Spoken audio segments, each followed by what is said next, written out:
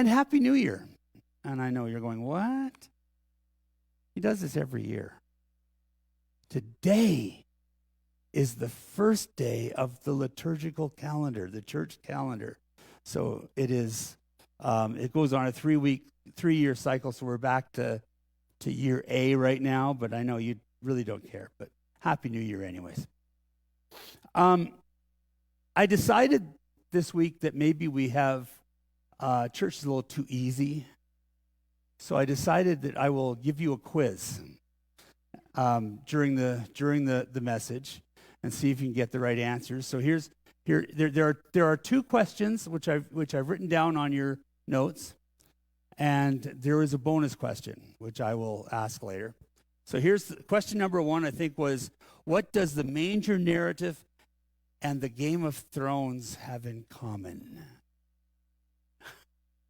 So don't give your answer now. I'll ask you in a while, but what does the Game of Thrones and the Manger narrative have in common? I have not seen this TV series.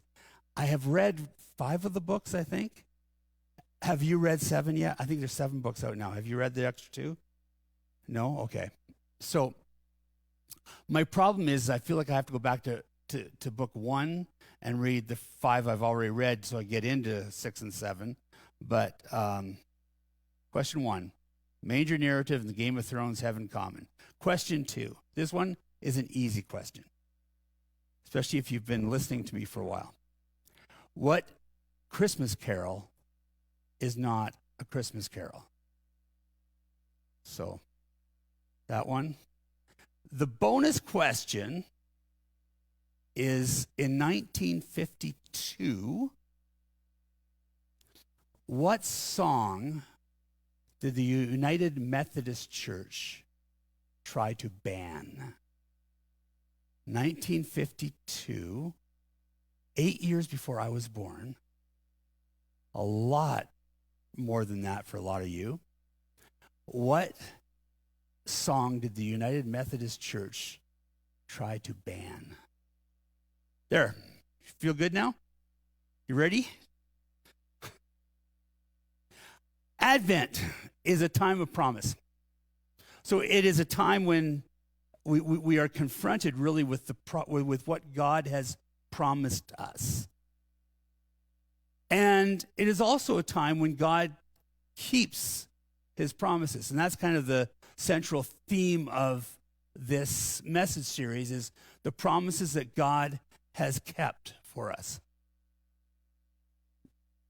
Promises are weird things, and most of us, I think, understand that promises sometimes are broken. We probably had people promise us things and they broke their promise. And probably, although I know none of you will admit this, we have promised things that we've broken. Because sometimes, they're tricky and a whole bunch of other things come to play.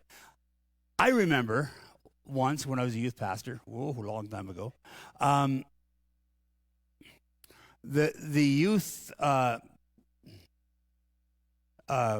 group that I was kind of involved with on a denominational level, so it was a youth group that kind of covered Alberta, Saskatchewan, and Manitoba at the time, decided they wanted to hire a district or a regional youth pastor. And just so you know, I thought that was a horrible idea and a big waste of money. One thing, youth groups are so different depending on where they are. I had already been involved with a rural youth group, which was really different from the urban youth group that I was leading at the time when this was being suggested.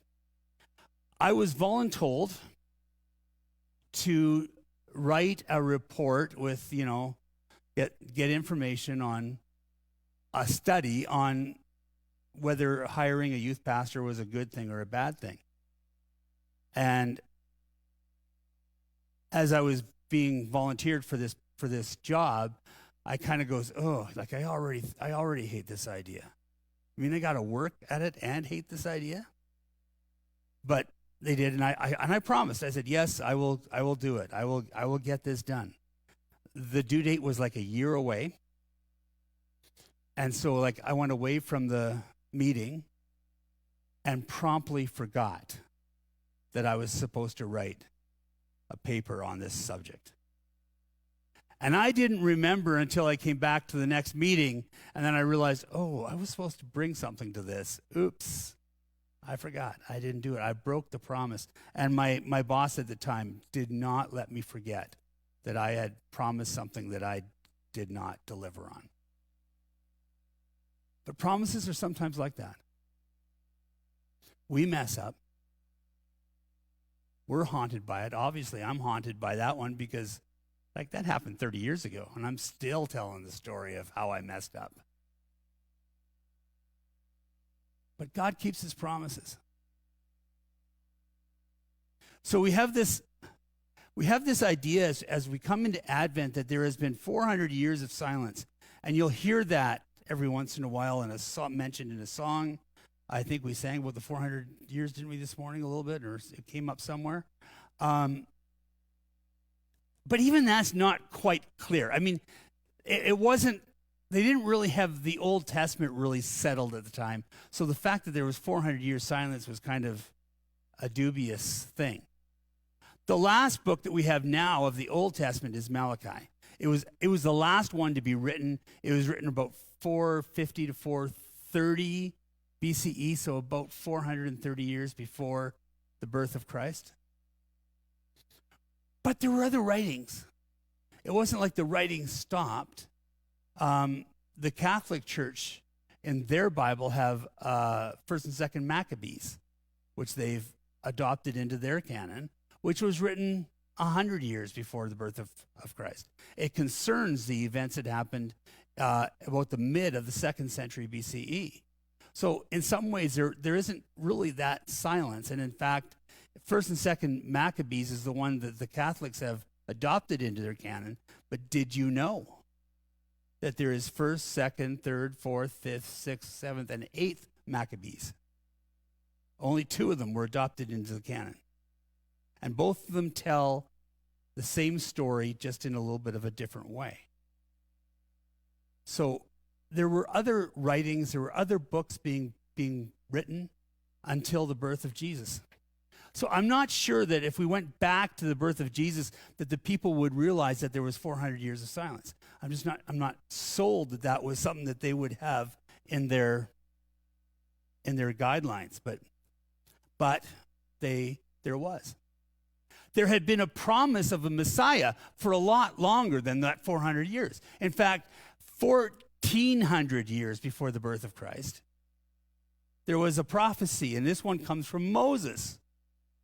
And he writes this: "The Lord your God will raise up for you a prophet like me from among you, from your fellow Israelites. You must listen to him.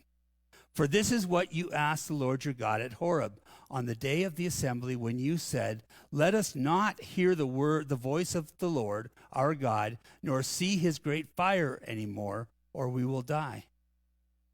And the Lord said to me, 'What they say is good. I will raise up for them a prophet like you from among their fellow Israelites, and I will put my words in his mouth, and I will tell him everything I command him. I myself will call to account anyone who does not listen to my words that the prophet speaks in my name." And there were a lot of prophets that came after Moses and before Jesus, but none of them quite measured up. They were still waiting for the one that was come from God, who would be like Moses. And this is kind of the situation that we step into in Advent. We've been waiting for 1,400 years for this prophet to come. Some have given up, and we understand that. In our day, some have given up on the fact that he'll come again. It's been a long time. But some were holding tight to the promise that Messiah would come. And they were waiting and waiting. And where we're going to leap off from this morning is actually Psalm 98. And I'll read the Psalm, first 8 verses of it to you. Sing to the Lord a new song, for he has done marvelous things. His right hand and his holy arm have worked salvation for him. The Lord has made his salvation known and revealed his righteousness to the nations. He has remembered his love and his faithfulness to Israel. All the ends of the earth have seen the salvation of our God. Shout for joy to the Lord, all the earth. Burst into jubilant song with music. Make music to the Lord with the harp and the sound of singing. But with triumphs and the blast of a ram's horn, shout for joy before the Lord the King. Let the sea resound and everything in it. Let the world and all who live in it. Let the rivers clap their hands, and let the mountains sing together for joy. That's right, exactly. Clap your hands. For joy. For joy, though. For joy. So if you're trying to fill in the blank, that first one is the promise of something new. There's something new that is coming. There's something that will be different that is coming. So, question, one of your questions, what Christmas carol is not a Christmas carol? Any ideas? Okay, got O Come Again, Emmanuel. Huh? Joy to the World, okay, Joy to the World, O Come. Any other suggestions? We Three Kings, okay. Jingle Bells, okay. You're actually doing really good because none of those are Christmas carols. Jingle Bells is a winter carol. O Come, O Come. O Come, O Come is an Advent carol. We Three Kings is an Epiphany carol. And Joy to the World, which was actually the answer that I had for you. We sing it as a Christmas carol, but it was based on Psalm 98. And it does not include any of the markers that we would have for Christmas carols. There's no wise men. There's no manger. There's no baby. There's no trip to Bethlehem. There's no star. None of the markers that we would have for a Christmas carol exist in Joy to the World. Joy to the World was not written to be a Christmas carol. It was written to be a carol in the Psalms. We took it and made it a Christmas carol. Does that matter? No. But here's kind of where my point is going. Joy to the World was actually written as a rebellion against church music. We have a hard time seeing that right now. I get it.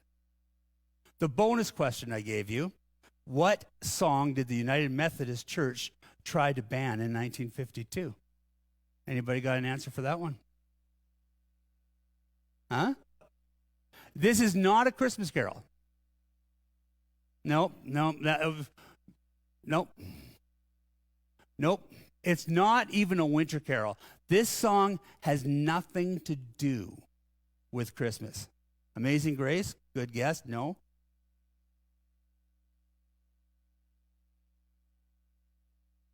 Well, no. They didn't try to ban that one. I'm not sure that one was written in 1952. A little bit later than that. Not much. Answer? How Great Thou Art. The United Methodist Church decided that How Great Thou Art was a lousy lyric. It wasn't very lyrical. The music wasn't very good. It promoted a bad theology. It was a money-making scheme, and the church could do without it. And much to the denominational leadership, many of the churches were starting to sing How Great Thou Art. And they wanted it stopped. So they tried to. I don't know whether they succeeded. I have a suspicion they didn't. But they tried to ban the singing of How Great Thou Art in their churches in 1952. Why? Well, partially, the manger is a promise of something new. But in the church, we don't like new. In fact, we rebel against it. The guy who wrote Joy to the World was Isaac Watts. Isaac Watts was from a nonconformist family. What that means is that his family was Christian, but they did not conform to the Christianity of the day. So they were a little bit of a step out. Isaac Watts was extremely smart. He spoke like 4 or 5 languages by the time he was 12. He would have been a shoo-in for one of the main universities in England. He was disqualified because he refused to put his father's theology down and say that he would stand against it. And so Isaac Watts went to a small college and he studied and he never did condemn his father's faith. But Isaac Watts had a problem. And it's a problem that some of us have had too. Isaac Watts hated church music. And one day he went to his father and he said, "Dad, I don't like the songs we sing in church." And his dad had a piece of advice for him. Then go write your own. I had the same conversation with my grandfather, actually. This is why I kind of like this story. I know I've told it before. But my grandfather and I was down playing with a hymn, and I was probably, 12 or 13. And I was kind of rewriting this hymn. And my grandfather caught me. And he came down and he said, "Sing it the way it's written." And I told him, "I don't like the way it's written." He said, "Well, then write your own music. Don't wreck this stuff." Yeah. So Isaac did not like church music. And to be honest with you, there was a lot not to like. This song was written about the same time as Isaac was writing his songs, but it was one of the ones that he really hated that was being sung in church. Here it is. "Ye monsters of the bubbling deep, your master's praises spout. From the sands ye docklings peep, and wag your tails about." How do you like that? Sing that in church. Actually, I was thinking I would really like the next hymn that we sing if you would stand and wag your tails about. Just, in support of Cotton Mather's song. So Isaac's saying, I don't get this stuff. I don't like this music. And so he started writing his own. And his church liked it. He wrote one on the Psalms, then he wrote a second one on the Psalms, and they liked it. So he just kept on writing basically songs that were based on the Psalms, and one of those was Joy to the World. And the whole idea of Joy to the World was not that Jesus had come, that the baby was in a manger. It was that God is never going to leave us. He came and he stayed, and he will come again in the future. Therefore, we have joy. Not just because a baby was born in Bethlehem. But the promise of the manger is that God will do something new, something different in our midst. And again, sometimes we lose sight of that. The Bible in several places says, "Sing a new song." So what Isaac Watts was doing was exactly what the Bible was saying. He was writing new songs for people to sing. But there was a reaction against Isaac Watts. Again, I know I've read this before, but it's one of my favorite quotes. So just let me read it to you one more time. "There are several reasons for opposing it, the new music. 1, it's too new. 2, It's often worldly, even blasphemous. The new Christian music is not as pleasant as the more established style. Because there are so many new songs, you can't learn them all. It puts too much emphasis on instrumental music rather than on godly lyrics. The new music creates disturbances, making people act indecently and disorderly. The preceding generation got along without it. It's a money-making scene, and some of these new upstarts are lewd and loose. How do you feel? Here's the thing. That could have been written today about all the songs, some of the songs that we sing in this place. That letter to the editor was written in 1723. And the person that a pastor actually wrote this. The person the pastor was protesting against was Isaac Watts and Joy to the World. We hear it. Like I said, this has never stopped. We still hear the complaints about music. But I just want to give you a bit of a pause for just a second. The truth that I think I find in this is that every generation gets or needs to have a voice. Isaac Watts was the voice for his generation, if we would just understand it that way. Fanny Crosby, Isaac Watts, by the way, and Fanny Crosby probably wrote most of the hymns that we can think of. Fanny Crosby was about 100 years after Isaac, and she was the voice for her generation. Every generation needs somebody that will write the songs, the new songs that God has promised. And so we have, every generation seems to come up with their musical prophets that write the songs of the generation. For my parents' generation, it was probably William Bill Gaither. I have a little bit of a attraction to people like Lanny Wolfe, who are writing in the 70s. Matt Redman wrote a lot of songs for his generation. He's still writing. I can remember, by the way, being doing music at a clergy conference, and I did some songs that they had never heard before. And I had one pastor come up to me and say, I know Matt Redman, but who are some other people that I should be listening to for new songs? And I said, well, I would, if you like Redman stuff, I would probably guide you to Chris Tomlin. And of course, at the time, Tomlin was just starting out, but he's become a major voice for a generation. Since then, there's been other people who have raised up for their voice, and we sing their songs. Every generation has a voice. They have something new to offer to the faith, and that's what kind of makes the faith deep.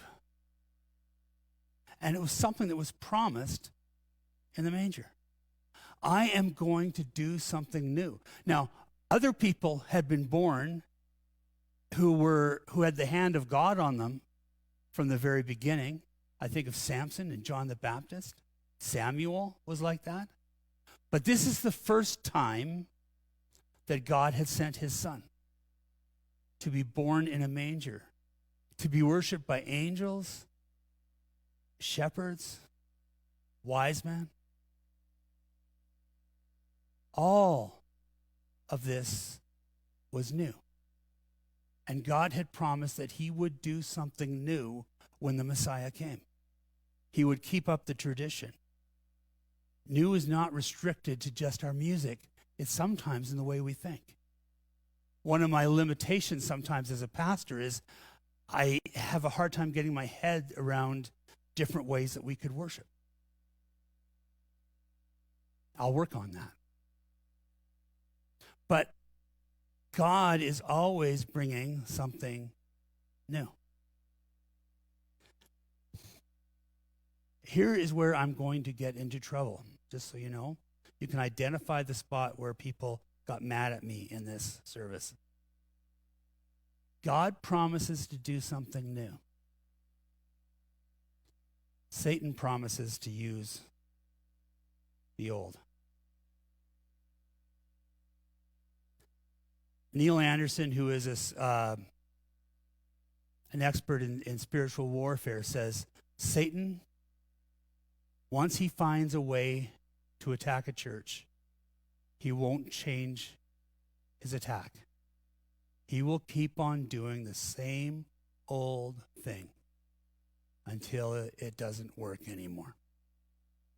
So Satan will cling on to the traditional, to what is old. But God drives us towards something new. God came. God is here. He will come again. But he will never leave us. And the sense of what is new will always be with us.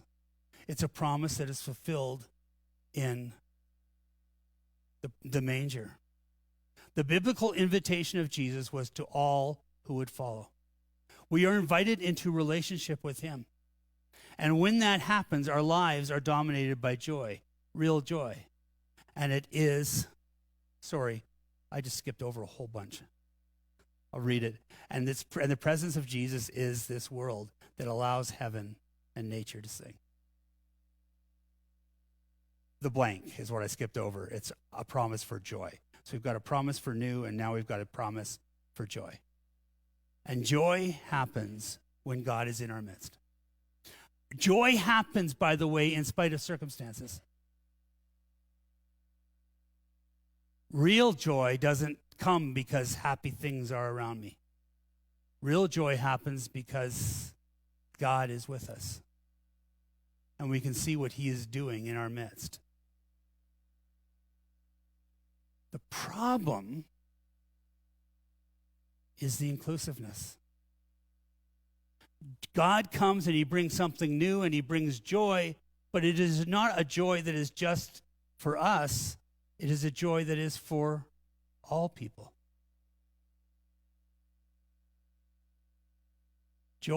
So again, going to Isaac Watts' song, joy to the world, the Lord is come, let earth receive her King. Let every heart prepare him room, and heaven and nature sing. Let every heart. There's an inclusiveness there that sometimes we miss. Another verse from the same song, no more let sin and sorrow grow, nor thorns infest the ground. He comes to make his blessing known, far as the curse is found. Again, there is an inclusiveness that comes with this joy. This is not a joy that we're supposed to hold on to. It's one that we're supposed to share.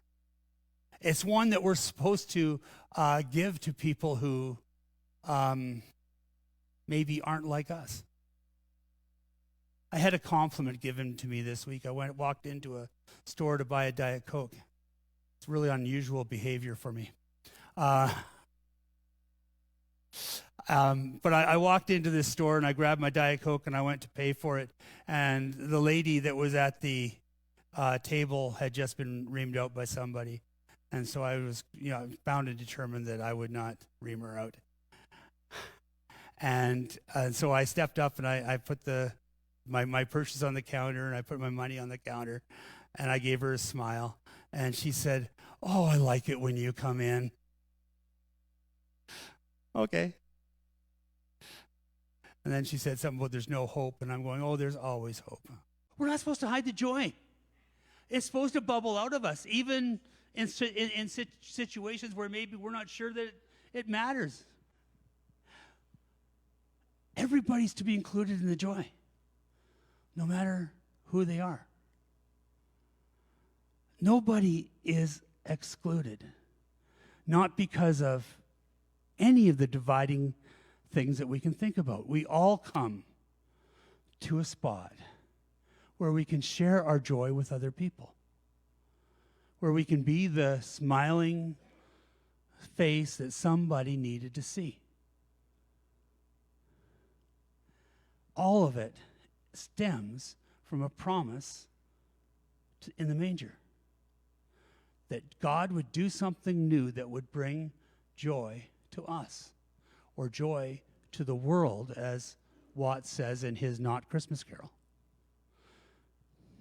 The last blank that you have there is a promise of the manger that cannot be overcome. The manger's promise, the promise that the manger is answering, will not be overcome. It will not be blocked. No matter what happens, that promise stays with us. So again, reading from Psalm 98, the last two verses that I read earlier, let the sea resound and everything in it, the world and all who live in it. Let the rivers clap their hands. Let the mountains sing together for joy. What we sometimes miss is that water is chaos. Water kills. Water is something to be scared of. And yet,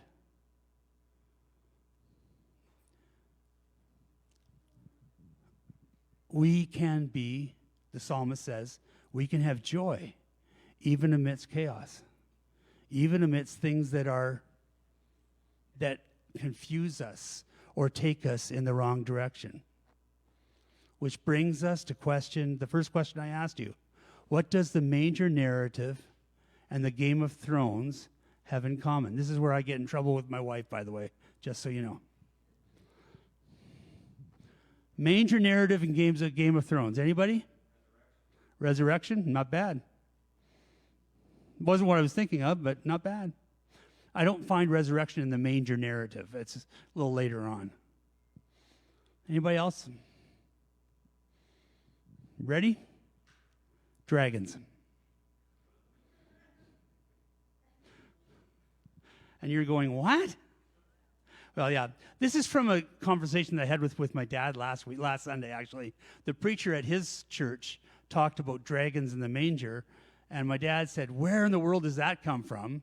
Have you ever, and I said, he was a little upset about it, actually. So I said, you know what, Dad, I'll do some work into it this week, and I'll find out why dragons were at the manger. And I really expected to find something and then write it off and say, no, dragons weren't there.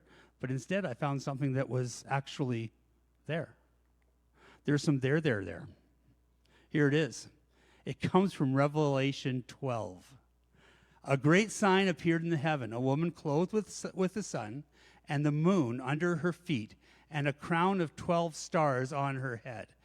Maybe I just pause there and tell you, that is not Mary. That is Israel. The 12 stars are the big clue that this is Israel. She was pregnant, and she cried out in pain as she was about to give birth. Another sign appeared in the heaven, an enormous red dragon with 7 heads and 10 horns and 7 crowns on its head. Its tail swept a third of the stars out of the sky and flung them to the earth. The dragon stood in front of the woman who was about to give birth, so that it might devour her child the moment he was born. She gave birth to a son, a male child, who will rule all of the nations with an iron scepter. And her child was snatched up to God and to his throne. Okay. We don't have Mary there, we have Israel. But the iron scepter will rule all the nations is something that we can only connect with Jesus. So if our manger scenes were accurate, maybe there should be a dragon there somewhere. Although a very strange looking one. Why? What is it that the dragon introduces to us? It's the idea that in faith we cannot be overcome. In faith, we have something that endures beyond what we think or what we do. In faith, we plant seeds that will grow later. In faith, we put on the armor of God so that Satan can't hurt us or bring us down. In faith, we can do anything.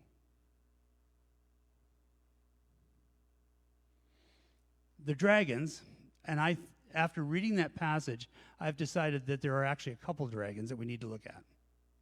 The first dragon actually attacked in Egypt. You remember the story. Israel was growing in population, and the king was afraid of what was possibly going to happen if they took up arms against Egypt. And so they sent out a command that all of the children, all of the boys that were born to the women of Israel were to be killed. That was the first dragon. The dragon stepped up and suggested that all of the boys should be killed. Did they succeed? Maybe with a couple, but no, they did not. The lion's share, I think, of the men or the boys born to these families actually lived. There was enough that lived that the midwives were brought back to the king to ask why they were living.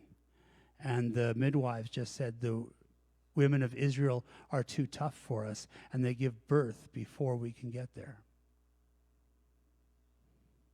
The same thing happens in the manger story. The wise men this time go to Herod. Herod, by the way, is your dragon. And they say to Herod, "We have come to honor the king who has just been born." And Herod is a little bit upset because he doesn't know of a new king that has been born. He's the king, and he's already killed a couple of his children because he felt that maybe they were becoming too accustomed to the idea of being king. So this news of a new king is not something that Herod wanted to hear. And so when the wise men left and then they didn't come back, the wise men ordered the soldiers to go into Bethlehem and kill all the boys 2 years of age or under. In the first dragon, it was kill as many boys as possible so that they will not grow. In the second dragon, it was we need to make sure we kill one boy, and to get to him, we will kill them all. But Jesus and his family had already left for Egypt. The dragon, in both cases, missed. It doesn't matter what is coming up in your life. It doesn't matter what dragons are confronting you. We serve a God of grace, and he says no matter what happens in your life, it will not overcome you. Now, sometimes we say back to God, "I wish you didn't think I was so strong." But the promise is still there. I am holding you, and not even dragons will be able to end you. Yeah, you may go through difficult times. I know I have. We may even die, but God is still with us. His arms are still wrapped around us, and he is still protecting us. Back a number of years ago, I took an ethics class. The ethics class was required for my degree, and there were 7 of us that took this class. We sat in a small circle with the teacher rather than being in a big classroom all spread over. There were 3 guys and 4 girls in the class. And we started to learn the subject material. After the first class, one of the guys dropped out. He went down and formally removed his name from the class. His name was Garry too, but I think that, that was just confusing him, so he just didn't want to be in a class with another Garry, so he dropped out. A couple weeks later, Jim, the other guy in the class with me, stopped showing up. He didn't drop out. He didn't remove his name. Every class would begin with, "Has anybody seen Jim?" But nobody had. Jim just seemed to disappear, which left me with 3 girls. A few weeks later, one of the girls had a problem. Her husband had just taken a new job, which meant it was a different shift, and she wasn't able to get out of the house early enough for the class. She still wanted to take care of to be involved in the class, but she would be late every time we met. In fact, she was about consistently an hour late for every class after that. She had to get her kids dressed and off to school before she could come to the class. On the day where we gave oral presentations, she was the last one to give her presentation. But she didn't show up. On the day of the final exam, she showed up an hour late for the final and ended up not writing it anyways. So, essentially, it was me and 3 girls that finished the requirements for the course. And just thinking back at that class, I wonder, I have no idea what kind of grade each one of those people received. None. We made a joke at the time of the final exam that, if the lady who had come an hour late for each class and didn't do her oral presentation or the final exam, that if she passed, then maybe what we all should have done was have a couple of kids we needed to take care of.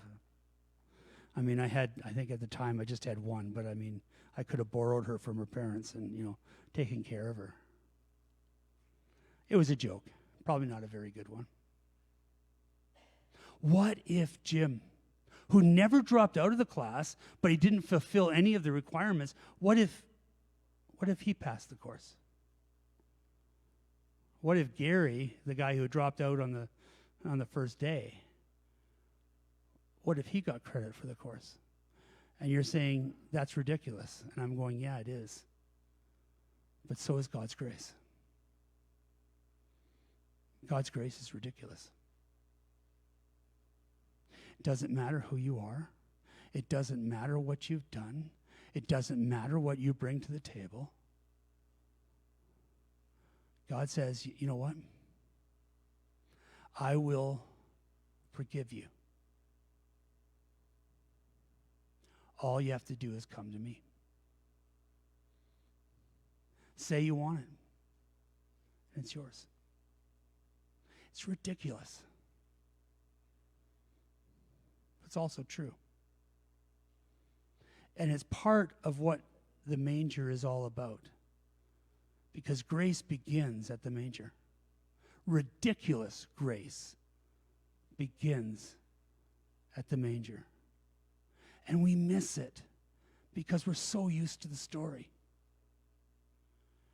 There were shepherds in the field taking care of their flocks by night.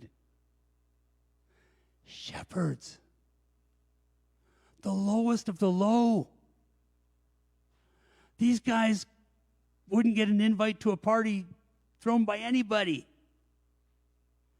They were some of the foulest talking people you've ever met. And they were taking care of their flocks at night, on the night that Jesus was born, and angels showed up to them. And not only did the angels come, but the shepherds left their flocks and went down into Bethlehem and found the baby. And for some unknown reason that I will never figure out, Joseph and Mary let them in. And they knelt at the side of the manger where Jesus was.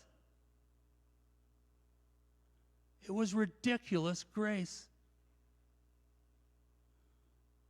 There were wise men, magi, that came from the east.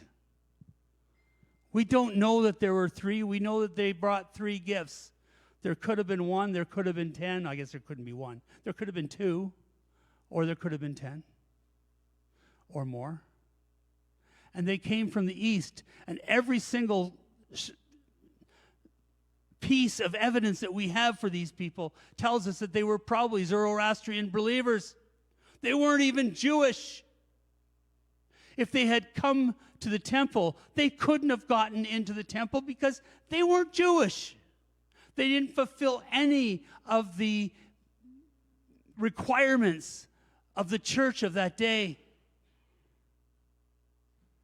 And yet they came, and they found the baby, and they worshiped him, bringing their gifts of gold, frankincense, and a guy named Murray, or Myrrh. God's grace is ridiculous, and it applies to all of us. And as we start to move into Christmas season, I guess that's really what I want you to be focused on. This maybe to us new idea about the ridiculousness of God's grace.